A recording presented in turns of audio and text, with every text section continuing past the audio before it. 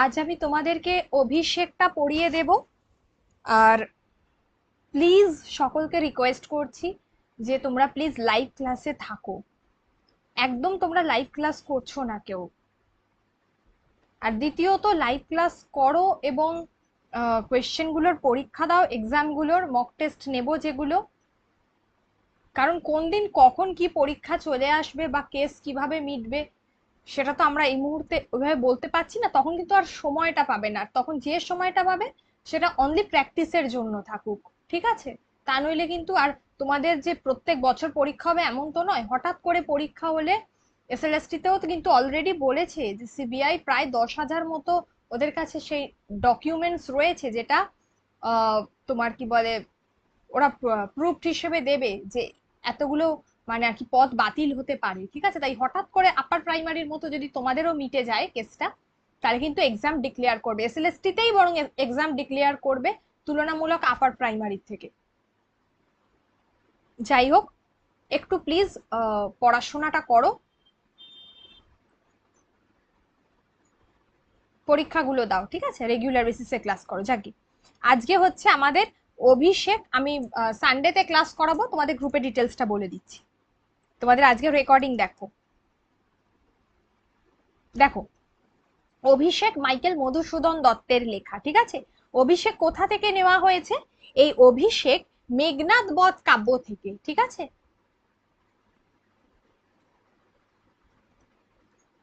মেঘনাদ বধ কাব্য, তোমরা জানো মেঘনাদ বধ কাব্য কি? তোমার কি বলে, মাইকেল মধুসূদন দত্তের লেখা মেঘনাদ বধ কাব্যের প্রথম স্বর্গ, প্রথম যে স্বর্গ, সেখান থেকেই তোমাদের এই অংশটা নেওয়া হয়েছে, ঠিক আছে? তো এই অংশটার নামকরণ অভিষেকই করা হয়েছে।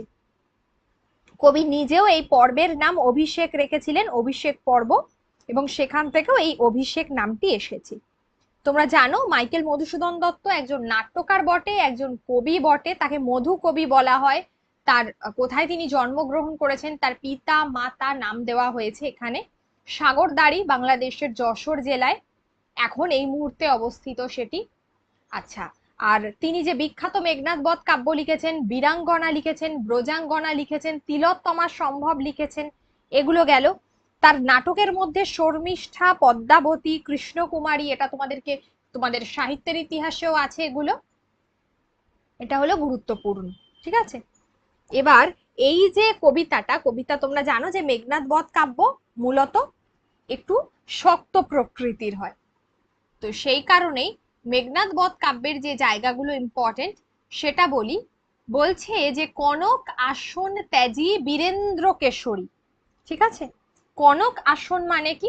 কনক মিন্স হচ্ছে সোনা, ঠিক আছে? সোনায় নির্মিত আসন। বলছে যে ত্যাজি বীরেন্দ্র কেশরী, ইন্দ্রজিৎ প্রণমিয়া ধাত্রীর চরণে কহিলা কি হেতু, হেতু মানে কারণ, ঠিক আছে? বলছে সোনার আসন ত্যাগ করেছেন বীরেন্দ্র কেশরী। বীরেন্দ্র কেশরী যে হচ্ছে সিংহের মতো বীর, তাকে বলা হয় ইন্দ্রজিৎ। যে কি করছে? ধাত্রীর চরণ। ইন্দ্রজিৎ হচ্ছে লঙ্কার রাজপুত্র, রাবণের পুত্র। তিনি দেবরাজ ইন্দ্রকে যুদ্ধে পরাজিত করেছিলেন বলেই তার নাম ছিল ইন্দ্রজিৎ, ঠিক আছে? তিনি ইন্দ্রজিৎ নামে পরিচিত। তো তিনি প্রণাম করছেন এবং তিনি কি করছেন? কহিলা কি হেতু মাতো গতি তব আজি এ ভবনে, কহ দাসে লঙ্কার কুশল। অর্থাৎ এখানে বলা হচ্ছে যে যে তুমি কি কারণে এখানে এসেছো। হুম, লঙ্কার বীর শ্রেষ্ঠ মেঘনাদের যে ধাত্রী মাতা, যে তাকে মানুষ করেছেন, সেই প্রভাষা রাক্ষসীর বেশ ধারণ করে যে কিনা মেঘনাদের কাছে উপস্থিত হলেন। প্রভাষা, ঠিক আছে? প্রভাষা হচ্ছে মেঘনাদের ধাত্রী মাতা, এটা মনে রাখবে, প্রভাষা। কি হেতু মাতো গতি তব আজি এ ভবনে, কহ দাসে লঙ্কার কুশল। সবকিছু ঠিক আছে তো? শিরচুম্বী মানে আমাদের কপাল আমরা চুম্বন করি, সেটাকে বলা হয় ছদ্মবেশী অম্বুরাশি সুতা উত্তরিলা। অর্থাৎ কি করলেন না, তিনি ছদ্মবেশে এসেছেন, তিনি রাজকুল লক্ষ্মী, মেঘনাদের কাছে, তিনি এসে কি জানালেন? তিনি বলছেন, হায় পুত্র, কি আর কহিব কনক লঙ্কার দশা। বলছে কনক লঙ্কার দশা। অম্বুরাশি এখানে সমুদ্রকে বলা হয়েছে। সমুদ্রের কন্যা তিনি লক্ষ্মী দেবী, অম্বুরাশি বলতে তাকেই বোঝানো হয়েছে। ঠিক আছে, ধাত্রী মানে এখানে ধারণ করেছেন, এক কথা ধাত্রী। এখানে আমরা জানি যে তিনি প্রভাসা নামে পরিচিত, তিনি একজন রাক্ষসী, এটা তো ঠিক। এবার তিনি বীরবাহুর কথা বলছেন, বলছেন লঙ্কার দশা তোমায় আর কি বলবো, ঘোরতর রণে হত প্রিয় ভাই তব বীরবাহু বলি। অর্থাৎ বীরবাহু ছিল চিত্রাঙ্গদার পুত্র, রাবণের প্রথম স্ত্রী চিত্রাঙ্গদা, তার পুত্র বীরবাহু, তার শোকে মহাশোকী রাক্ষসাধিপতি, সসৈন্যে সাজেন আজি যুঝিতে আপনি। ঠিক আছে, বলছে বীরবাহু মারা গেছে, তার অন্যতম বীর পুত্র বীরবাহু মারা গেছে, মস্তক চুম্বন করা, শিরঃ চুম্বি মানে মস্তক চুম্বন করে বলছি, বীরবাহু মারা গেছে। চিত্রাঙ্গদার পুত্র, চিত্রাঙ্গদা এবং রাবণ এই দুজনের। তো রাক্ষসাধিপতি রাবণ তিনি একেবারে শোকে কাতর, তিনি একেবারে সসৈন্যে সেজে উঠেছেন। ঠিক আছে, এই অবস্থায় জিজ্ঞাসিলা মহাবাহু বিস্ময়ে মানিয়া, কি কহিলা ভগবতী, কে বধিল কবে প্রিয়ানুজে। বলছে তাহলে আমার এই ভাইকে কে বধ করলো, তুমি কি বলছো? ঠিক আছে, তুমি কি বলছো, এটাই বলা হচ্ছে। নিশারণে সংহারিনু আমি রঘুবরে, খণ্ড খণ্ড করিয়া কাটিনু বরশি প্রচন্ড স্বর বৈরী দলে। স্বর বৈরী দলে, বৈরী দলে মান হচ্ছে এখানে রঘুবংশজাত, রঘুবর বলতে এখানে রামচন্দ্রকে বলা হয়েছে, তিনি রঘুবংশজাত বলে তাকে রাঘব বা রঘুবর বলা হয়েছে। বৈরী দল মানে শত্রুর দল, অর্থাৎ তার দল, তার দল এই বার্তা, বারতা যেটা বলেছে এখানে বার্তা দিয়েছে। রঘুবরে খণ্ড খণ্ড করিয়া কাটিনু বরশি প্রচন্ড স্বর বৈরী দল। তবে এ বারতা, এ অদ্ভুত বারতা জননী, বলছে তুমি এই বার্তা কোথায় পেলে জননী, কোথায় পাইলে তুমি, শীঘ্র কহ দাসী। বলছে তুমি তোমার পুত্রকে শীঘ্রই বলো এই বার্তা তুমি কোথায় পেলে। রত্নাকর রত্নোত্তমা ইন্দিরা সুন্দরী উত্তরিলা, অর্থাৎ রত্নের মধ্যে যে শ্রেষ্ঠ। ঠিক আছে, এই শব্দ দুটো লক্ষ্মী দেবীর বিশেষণ হিসেবে ব্যবহার করা হয়েছে। এই যে রত্নাকর এবং রত্নোত্তমা, ইন্দিরা সুন্দরী উত্তরিলা। হায় পুত্র, মায়াবী মানব সীতাপতি তব স্বরে মারিয়া বাঁচিল, মরিয়া বাঁচিল। যাও তুমি তড়া করি, মানে তুমি তাড়াতাড়ি যাও, রক্ষ রক্ষকুল, তুমি তাড়াতাড়ি যাও রাক্ষসদের কুলে। ঠিক আছে, অর্থাৎ তুমি তাড়াতাড়ি যুদ্ধের জন্য প্রস্তুত হও। মেঘনাদ বীরবাহুর মৃত্যু সংবাদে অত্যন্ত বিস্মিত হয়ে পড়েছেন। রামচন্দ্র তাকে প্রাণ সংহার করেছেন, রামচন্দ্রের হাতেই মারা গেছে। সীতাপতি বলা হয়েছে না, তাহলে সীতার যিনি পতি তাকে বলা হয়েছে, তার যে তোমার কি বলে তীরধনুক স্বর, তাতেই মারা গেছে। কে মারা গেছে না, এই যে মারা গেছে হচ্ছে রক্ষকুলপতি, মানে সরি বীরবাহু মারা গেছে, সেই জন্য বলছে তুমি তাড়াতাড়ি যাও রাক্ষস কুলে, সেই খবরই সে দিতে এসেছে। আচ্ছা, নেক্সট হচ্ছে বলছে যে মান এ কাল সমরে রক্ষ চূড়ামণি। ঠিক আছে, মান এ কাল সমরে রক্ষ চূড়ামণি, বলছে তুমি তাড়াতাড়ি যাও রক্ষা করো রাক্ষস কুলের মান। কনক লঙ্কা, তোমার যে লঙ্কা স্বর্ণ লঙ্কা, ঠিক আছে, তার কথা বলা হয়েছে। তুমি তোমার রক্ষ চূড়ামণি, রাক্ষস কুলের যে সম্মান তা তুমি রক্ষা করো। ছিড়িলা কুসুম দাম রোষে মহাবলী মেঘনাদ, বলছে মহাবলী মেঘনাদ তখন সে কি করলো, রোষে মানে রাগ করে, সে মহাবলবান, এখানে মেঘনাদকে বলা হয়েছে।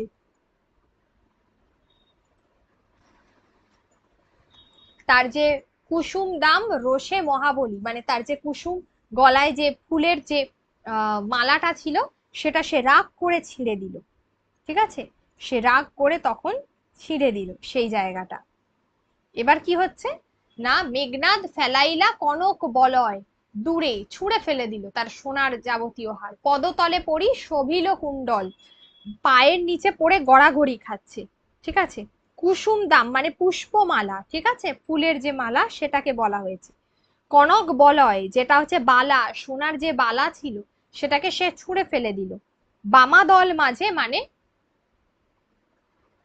কনক বলয় দূরে বালা, কনক সোনার বালা। পদতলে পড়ি শোভিল কুণ্ডল, যথা অশোকের ফুল, অশোকের তলে আভাময়, অশোক গাছের নিচে সেটার কথা বলা হয়েছে। ঠিক আছে। বলছে ধিক মোড়ে কহিলা গম্ভীরে কুমার, নিজেকে ধিক্কার দিচ্ছে। বৈরী দল বেড়ে স্বর্ণ লঙ্কা, হেথা আমি বামা দল মাঝে। বলছে যেখানে সৈন্য মানে শত্রুর সংখ্যা বেড়ে গেছে স্বর্ণ লঙ্কায়, সেখানে আমি কি করছি রমণীদের মাঝে, এই কি সাজে আমারে, বলছে এটাই কি আমাকে সাজে, মানে এটাই কি আমাকে মানায়। দশাননাত্মজ, আমি ইন্দ্রজিৎ, মানে আমি দশাননে রাজা রাবণের 10টা মাথা, তাই 10 আনন, 10 মাথা আনন, আনন মানে যেটা মাথা মানে মুখ আর কি, 10টা মুখ। তো তার আমি আত্মজ মানে তার আমি পুত্র, আমি ইন্দ্রজিৎ। আনো রথ তড়া করি, মানে তাড়াতাড়ি করে রথ আনো। ঘুচাবো এ অপবাদ বোধি রিপুকুলে, আমি রিপু মিন্স শত্রু, শত্রুদেরকে বধ করে আমি লঙ্কার সম্মান রক্ষা করব, আমি ঘুচাবো এই অপবাদ। সাজিলা রথীন্দ্র রথীন্দ্র সর্ব বীর আভরণী। ঠিক আছে।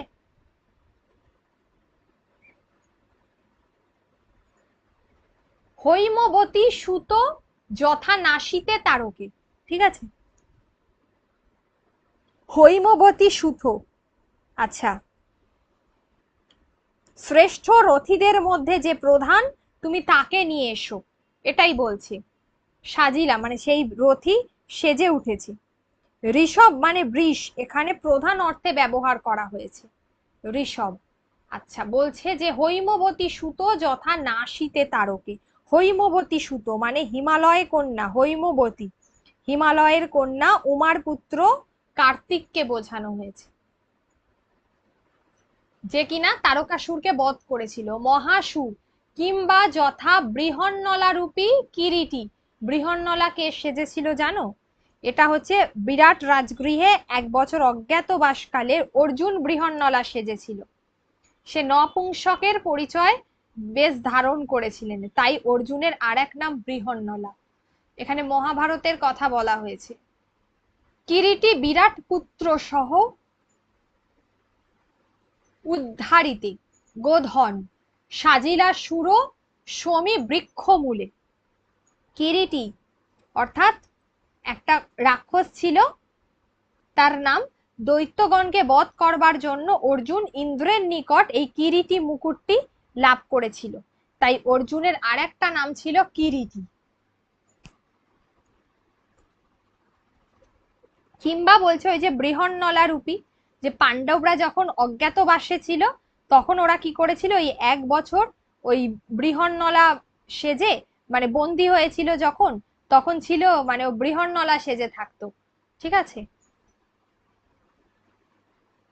এক প্রকার কুরু সৈন্যের সংখ্যা দেখে ভীত, প্রায় সন্ত্রস্ত হয়ে পালানোর উপক্রম করলে অর্জুন তাকে আশ্বাস দেয়, এবং এই সময় ছদ্মবেশ ধারণ করে সমীপ বৃক্ষে তাদের গান্ডীবাদী অস্ত্র গোপনে রেখেছিল। ঠিক আছে। এবং এই অস্ত্র নিয়ে অর্জুন ক্লিপ বেশ ত্যাগ করে বীর বেশে সজ্জিত হয় ওই জায়গাতে যুদ্ধ করার জন্য সমীপ বৃক্ষ মূলে, এবং সে যুদ্ধটা করে। এখানে খুব সুন্দরভাবে এই যে অসম্ভব সুন্দরভাবে তিনি ছবিটা এঁকেছেন, মানে এই যে দৃশ্যটা তুলে ধরেছেন আর কি কবিতার মধ্যে, যেখানে যিনি ক্লিপ মানে নপুংসক যে বৃহন্নলার সাজ ত্যাগ ত্যাগ করছেন তিনি, দিয়ে তিনি বীর বেশে অবতীর্ণ হচ্ছেন, সেটাকে বলা হয়েছে। ধ্বজ মিন্স এখানে পতাকা। ধ্বজ ইন্দ্রচাপ রূপী তুরঙ্গম বেগে। এই তুরঙ্গম মানে হচ্ছে তাড়াতাড়ি গম যে যায় আর কি, অশ্বকে তুরঙ্গম বলে, মানে এখানে ঘোড়ার সঙ্গে তুলনা করা হয়েছে। মেঘ বর্ণ রথ, বিচক্র বিজলির ছটা, ধ্বজ ইন্দ্র চাপরূপী তুরঙ্গম বেগে, মানে ঘোড়ার বেগে ছুটছে, আশু গতি। ঠিক আছে, বীর দর্পে আশু গতি, রথে চড়ে বীর চূড়ামণি, বীর দর্পে হেনকালে প্রমীলা সুন্দরী, ধরিপতি করযুগ হায় রে যেমতি। বীর দর্পে হেনকালে প্রমীলা সুন্দরী, ধরিপতি করযুগ হায় রে যেমতি, এই কথা বলা হচ্ছে। অর্থাৎ এখানে বলা হচ্ছে যে প্রমীলা কি করছে, যে কিনা মেঘনাদের পত্নী, রামায়ণে এই নামের কোনো উল্লেখ নেই। প্রমীলা তিনি কাশিরাম দাসের মহাভারতের সেখান থেকে এই নামটা দেওয়া হয়েছে। পরবর্তীকালে আমরা দেখছি কৃত্তিবাস ওঝার যে রামায়ণ ছিল সেখানেও নামটি উল্লেখ আছে। ঠিক আছে, মেঘনাদ বধ কাব্যে তৃতীয় স্বর্গে যেখানে প্রমীলার চরিত্রটা খুব সুন্দরভাবে কবি তুলে ধরেছেন। হেমলতা মানে এক ধরনের গাছ, ছোট্ট গাছ। তরুকুলেশ্বর কাঁদিয়া কহিলা কাঁদিয়া ধ্বনি কোথা প্রাণ সখে, মানে এখানে প্রমীলা কান্নাকাটি শুরু করে দিয়েছে যে তার কোথায়, তার স্বামী কোথায়, তাকে জড়িয়ে ধরে কাঁদছে। রাখি এ দাসিরে কহ চলিলা আপনি, এই লাইনটা খুব গুরুত্বপূর্ণ। কেমনে ধরিবে প্রাণ তোমার বিরহে, এই লাইনটা খুব গুরুত্বপূর্ণ। ঠিক আছে, বলছে তোমাকে ছাড়া আমি কিভাবে থাকবো। হে অভাগী হায় নাথ গহন কাননে, ব্রততি বাঁধিলে সাধে করিপদ যদি করিপদ। অর্থাৎ এখানে বলা হচ্ছে যে এখানে যে ছোট ছোট বড় যে বৃক্ষ বিশেষ রয়েছে যার বিরহে যেখানে প্রমীলা তার স্বামীর বিরহে কাঁদছে, গহন কাননে গভীর বনের মধ্যে। ঠিক আছে, আর দেখো ব্রততি বাঁধিলে সাধে করিপদ মানে হস্তিপদ, যেটাকে এখানে মেঘনাদকে হাতির সঙ্গে তুলনা করা হয়েছে। তিনি এতটাই কি ছিলেন, তিনি এতটাই বীর ছিলেন, এতটাই শ্রেষ্ঠ বলবান। মাতঙ্গ মানে হস্তিনী, হস্তিনী মাতঙ্গ যায় চলি তব তারে রাখে পদাশ্রয়। মাতঙ্গ হস্তিনী এখানে প্রমীলাকে বলা হয়েছে। আচ্ছা, তারপর কি বলছে, বলছে যে তবু তারে রাখে পদাশ্রয়ে যূথনাথ, তবে কেন তুমি গুণনিধি তেজ কিঙ্করীরে আজি হাসি উত্তরিলা, মেঘনাদ ইন্দ্রজিতে জিতি তুমি সতী। অর্থাৎ কি হয়েছে, তবে কেন তুমি গুণনিধি তেজ কিঙ্করীরে আজি, বলছে তাহলে তুমি কেন আমাকে ত্যাগ করে চলে গেলে। কিঙ্করী, কিঙ্করী মানে এখানে সেবিকা, যে তোমার কি বলে সেবা করে। তখন মেঘনাদ হাসছে, বলছে তুমি যে ইন্দ্রজিৎকে পেয়েছো, তুমি যে ইন্দ্রজিতের মন জয় করেছো, ঠিক আছে, তাহলে তো তোমাকে এটাই একটু মানতে হবে।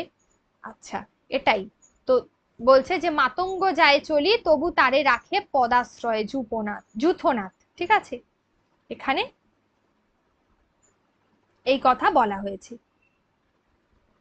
বলছে তখন এ বলছে যে আরে তুমি তো যূথনাথ, তাহলে তো তুমি তো এখানে কি বলবো, তুমি তো এখানে ইন্দ্রজিৎকে স্বামী হিসাবে পেয়েছো, সেই জন্য তোমাকে তো এটা একটু সহ্য করতেই হবে। তো এটাই বলা হয়েছে। পরেরটা কি বলছে, বলছে পরে বলছে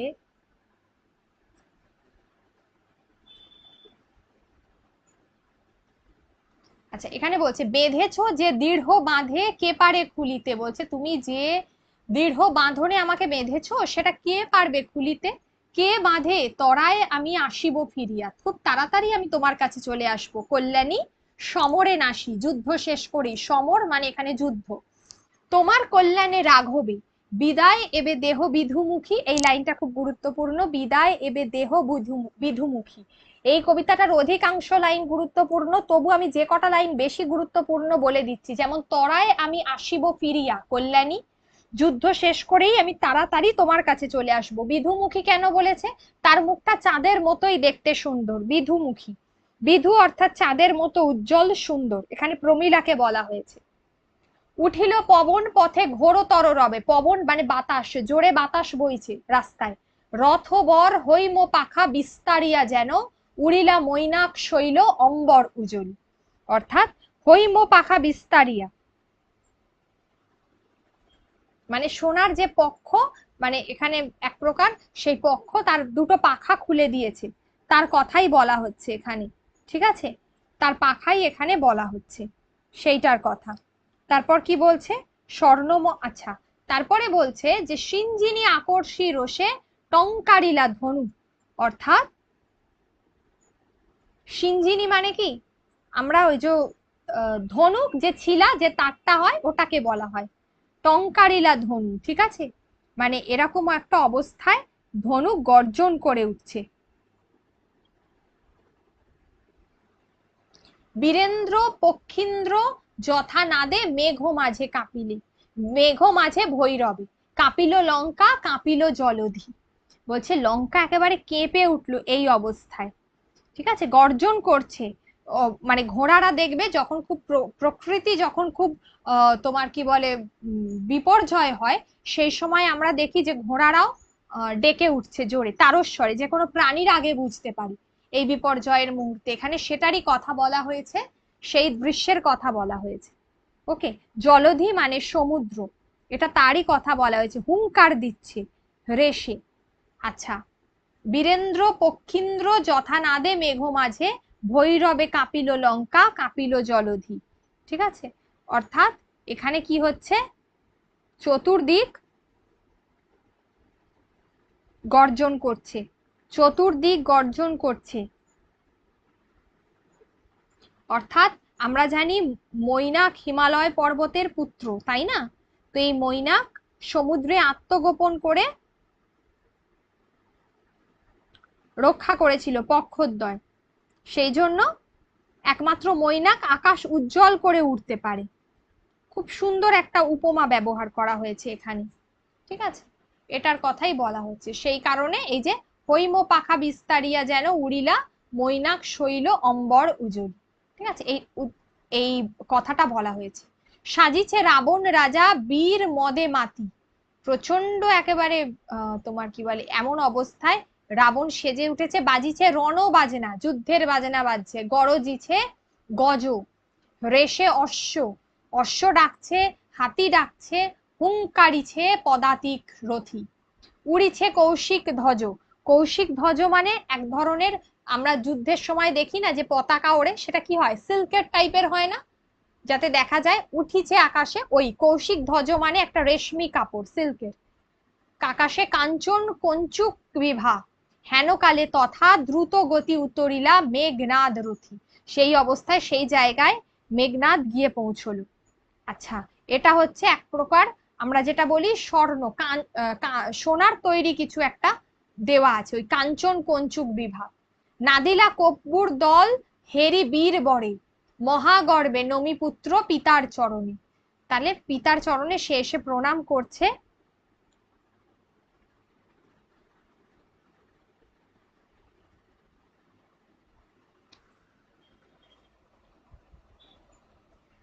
নমিপুত্র পিতার চরণে কর জোড়ে কহিলা, হে রক্ষ কুলপতি, শুনেছি মরিয়া নাকি বাঁচিয়াছে পুনঃ রাঘব, হে এ মায়া পিত বুঝিতে না পারি, কিন্তু অনুমতি দেহ সমূলে নির্মূল করিব পামরে আজি, ঠিক আছে?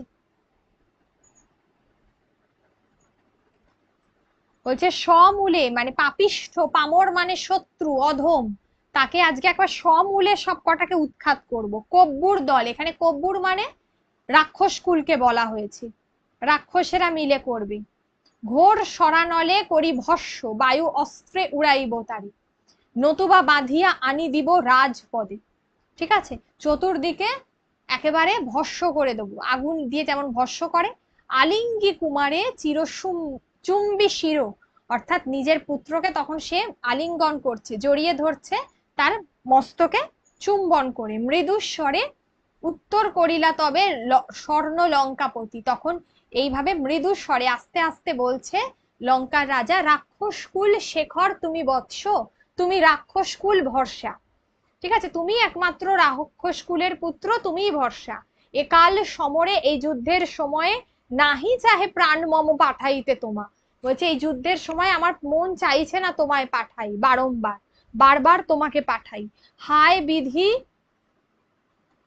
বাম মম প্রতি, কে কবে শুনেছে পুত্র ভাসে শিলা জলে, বলছে যে কে কবে শুনেছে এই কথা যে ভাসে শিলা জলে, এটার কথাই বলা হয়েছে।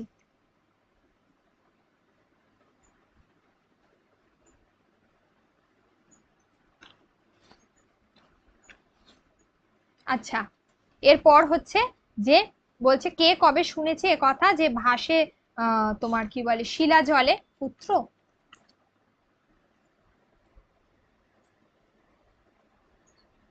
বলছে কে কবে শুনেছে লোক মরি পুনঃ বাঁচে। বলছে মরে গিয়ে লোক যে বেঁচে ওঠে, এ কথা কে কবে শুনেছে তুমি বলো, এ কথা কে কবে শুনেছে। কি ছাড় সে নর তারে ডরাও আপনি, উত্তরিলা বীর দর্পে অসুরারি রিপু। কি ছাড়, তুমি বলছে তুমি তাকে ভয় পাচ্ছ, তোমার এমন শত্রুকে। রাজেন্দ্র থাকিতে দাস যদি যাও রণে, তুমি এ কলঙ্ক পিত ঘুষিবে জগতে। হাসিবে মেঘ বাহন রুষিবেন দেব। বলছে সবাই হাসবে, রুষিবেন দেব অগ্নি। দুইবার আমি হারানু রাঘবে। বলছে আমি দুইবারই হারাবো রাঘবে। আমি একবার পিত দেহ আজ্ঞা মোরে, তুমি একবার আর একবার পিত দেহ আজ্ঞা মোরে। বলছে তুমি আমাকে আর একবার আজ্ঞা দাও, দেখিব এবার বীর বাঁচে কি ঔষধে। কহিলা রাক্ষসপতি কুম্ভকর্ণ বলি ভাই মম, তাই আমি জাগানু অকালে ভয়। হায় দেহ তার দেখো সিন্ধু তীরে। বলছে আমি তাকে অকালে তুলে কি ভুল না করলাম, দেখো সিন্ধুর তীরে তার দেহ পড়ে রয়েছে, ভূপতিত, অত বড় শরীর নিচে পড়ে রয়েছে। গিরিশৃঙ্গ কিংবা তরু যথা বজ্রাঘাতে। অত বড় শরীর মনে হচ্ছে না পাহাড়, পাহাড় প্রমাণ একটা শরীর বজ্রাঘাতে মানে পড়ে রয়েছে। তবে যদি একান্ত সমরে ইচ্ছা তব বৎস, আগে পুজো ইষ্ট দেবে। বলছে তুমি যদি তোমার একান্ত যেতে ইচ্ছাই করে, তবে তুমি আগে ইষ্টদেবকে পুজো করো। নিকুম্ভিলা যজ্ঞ সাঙ্গ করো বীরমণি। এইখানেই নিকুম্ভিলা এই যজ্ঞাগারে তাকে বলেছিল, মানে যেতে বলছে, গিয়ে তার ইষ্টদেবকে পুজো করতে বলছে। ইষ্টদেব ছিল শিব, ঠিক আছে, তার পুজো। নিকুম্ভিলা যজ্ঞ সাঙ্গ করো বীরমণি, সেনাপতি পদে আমি বরিনু তোমারে। আমি তোমাকে সেনাপতি পদে বরণ করে নিচ্ছি।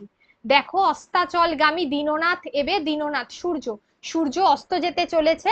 প্রভাতে যুঝিও বৎস রাঘবের সাথে। তুমি প্রভাতে যেও রাঘবের সাথে, তখনই বুঝে নিও। এতে কহিয়া রাজা যথাবিধি লয়ে গঙ্গোদক অভিষেক করিলা কুমারী। দিয়ে তাকে ওই পদে অভিষেক করলো, ঠিক আছে।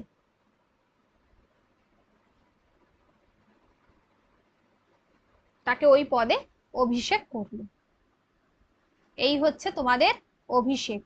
বারবার বলেছি অভিষেক এই মেঘনাদ বধের এটি প্রথম স্বর্গ থেকে নেওয়া। এছাড়া এই কাব্যেই তিনি অমিত্রাক্ষর ছন্দ ব্যবহার করেছেন।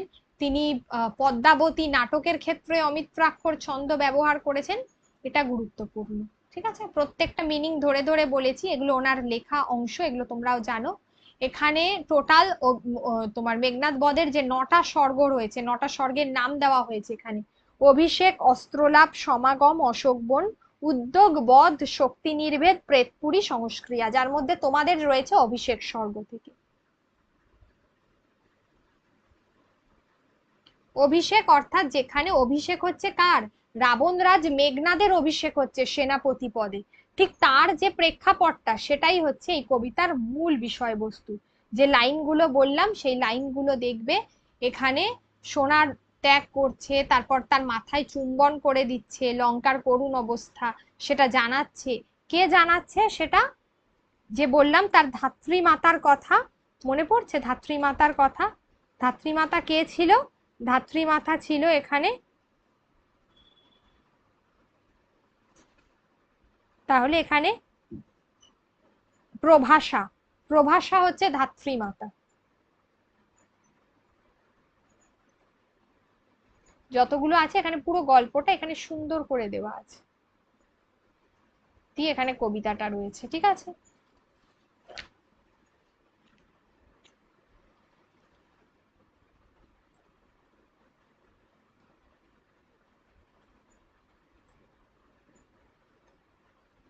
কবিতাটার মধ্যে লাইনগুলো খুব গুরুত্বপূর্ণ, ভালো করে দেখবে লাইনগুলো।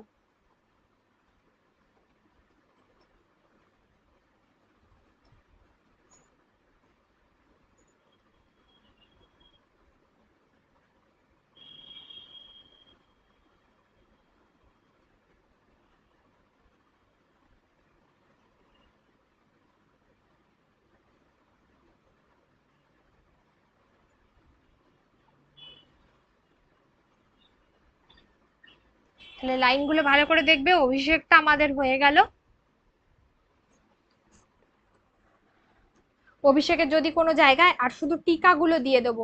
অভিষেকের এই কোয়েশ্চেন পেপারটা আমি আজকেই দিয়ে দিচ্ছি, মানে এই মিনিং গুলো যাতে বুঝতে পারো, ওর নোটটা আমি আজকেই দিয়ে দিচ্ছি, আর টিকাটাও দিয়ে দেবো। ঠিক আছে?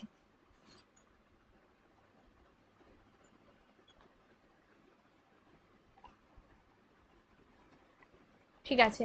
আর হচ্ছে তোমাদের আছে হলো, এটা একটা গেল তো, আর আছে বোধ হয়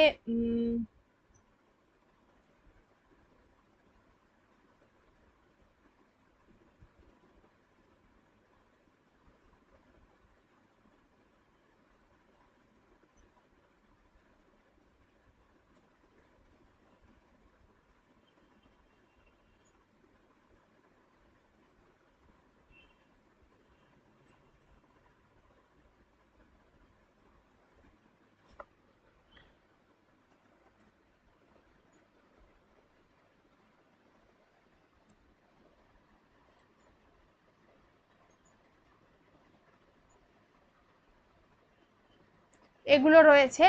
আর হলো তোমাদের কঠিনের মধ্যে আর রয়েছে প্রলয় উল্লাস। ঠিক আছে?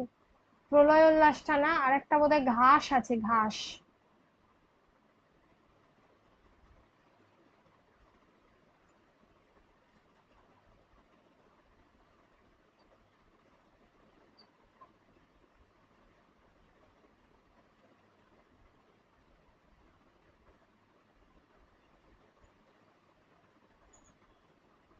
দেখো, জীবনানন্দের ঘাস, এই কবিতাটা আমি পড়িয়ে দিচ্ছি। এটা ছোট্ট কবিতা আছে তো, এটা পড়িয়ে দিচ্ছি।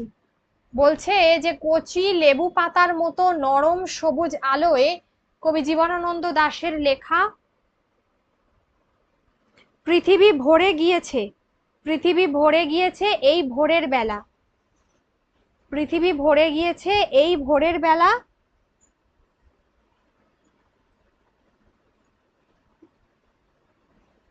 ভোরের বেলা, কাঁচা বাতাবির মতো সবুজ ঘাস তেমনি সুঘ্রাণ, কাঁচা বাতাবির মতো সবুজ ঘাস তেমনি সুঘ্রাণ, হরিণেরা দাঁত দিয়ে ছিঁড়ে নিচ্ছে, আমারও ইচ্ছে করে এই ঘাসের ঘ্রাণ হরিত মদের মতো গেলাসে গেলাসে পান করি, এই ঘাসের শরীর ছানি আর চোখে চোখ ঘষি, ঘাসের পাখনায় আমার পালক, ঘাসের ভিতর ঘাস হয়ে জন্মাই কোনো এক নিবিড় ঘাস মাতার, এটা তোমাদের পিএসসি তেও আছে, ঘাস মাতার শরীরের সুস্বাদ ঘন, সুস্বাদ অন্ধকার থেকে, সুস্বাদ ঘন অন্ধকার থেকে নেমে। ঠিক আছে? সুস্বাদ ঘন অন্ধকার থেকে নেমে। তাহলে এই যে ঘাস কবিতাটা,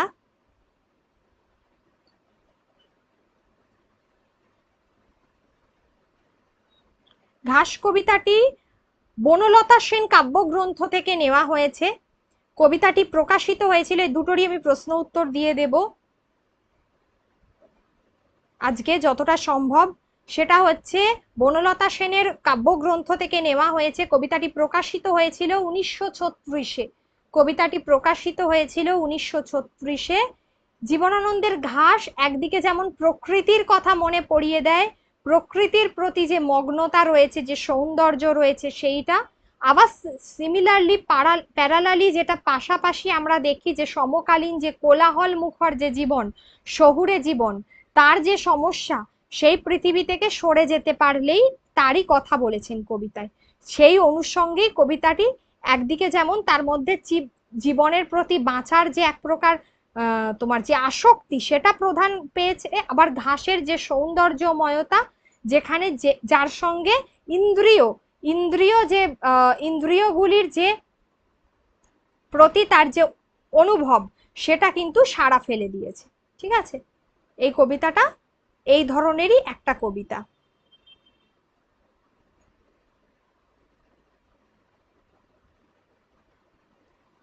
কবি জীবনানন্দ দাশের এটা এই জাতীয়ই কবিতা।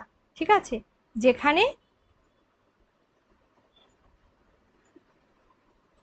কচি লেবু পাতার মতো নরম আলোয় পৃথিবী ভরে গিয়েছে এই ভোরবেলা। ঠিক আছে?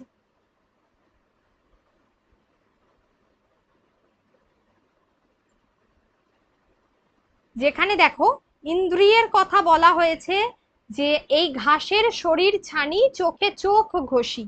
আবার বলছে ঘাসের ভিতর ঘাস হয়ে জন্মাই কোনো এক নিবিড় ঘাস মাথার শরীরের সুস্বাদ অন্ধকার থেকে নেমে, এর কথাই বলা হয়েছে।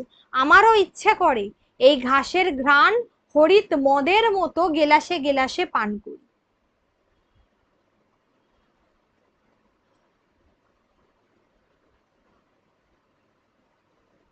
তাহলে দেখতেই পাচ্ছ কবিতাটাতে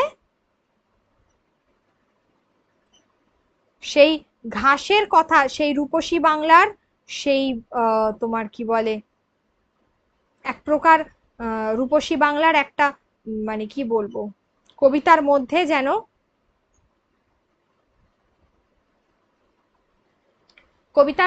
রূপসী বাংলার একটা রূপ প্রকাশ পেয়েছে, বাংলার যে রূপ সেটা প্রকাশ পেয়েছে। আবার আমরা দেখছি হরিণেরা দাঁত দিয়ে ছিঁড়ে খাচ্ছে, মানে এই ঘাসের যে নরম যে মানে যে মানে আর কি বর্তনীটা থাকে সেটা হরিণরা ছিঁড়ে ছিঁড়ে খাচ্ছে, সেটাকেই বলা হয়েছে। অর্থাৎ প্রকৃতির সেই রূপটার কথা বলা হয়েছে।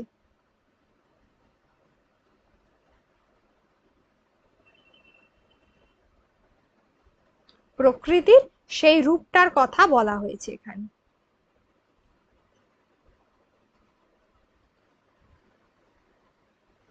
কবির বাংলাদেশের বরিশালে জন্ম। তোমরা জানো যে তোমার কি বলে সাতটি তারার তিমির, ধূসর পাণ্ডুলিপি, বনলতা সেন, এই কবিতাগুলো সব কটা কবিতা খুবই বিখ্যাত।